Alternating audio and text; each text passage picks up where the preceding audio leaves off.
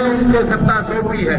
अब उन्हीं नागरिकों से पूछ रहे हैं कि आप अपना नागरिकता का प्रमाण पत्र दिखाइए। पहले ये था कि हिंदुस्तान में जो पैदा हुआ है वो इस देश का नागरिक है, लेकिन आज हम आप कोई भी हो सबको नागरिकता प्रमाण देना है।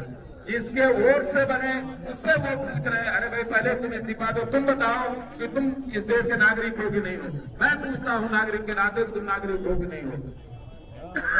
ये जो सरकार का न्याय है ये सभी के साथ, वो चाहे कोट हो, गरीब हो, अमीर हो, साधु हो, संत हो, फकीर हो।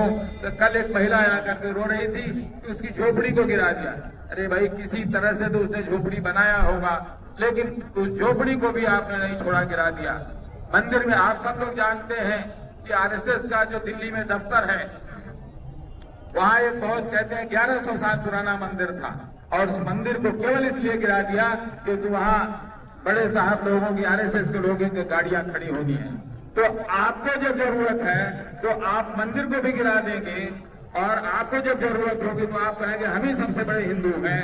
ये जो हिंदू का सर्टिफिकेट है ये आपके देने से नहीं होगा। हम हिंदू परिवार में पैदा हुए हैं, हम हिंदुस्तान में पैदा हुए हैं, हम इस देश के नागरिक हैं, हम इस देश के हिंदू हैं। आपके प्रमाण पत्र की हमको जरूरत नहीं है।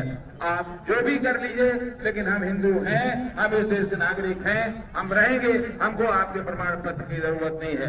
मैं बार बार स्वामी जी को प्रणाम करता हूं कि उन्होंने इतना बड़ा संकल्प लिया है।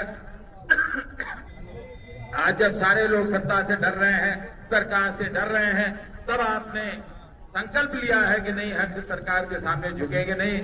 मैं हर तौर पर, हर तरह से पूरे देश भर से जितने भी हमारे साथी हैं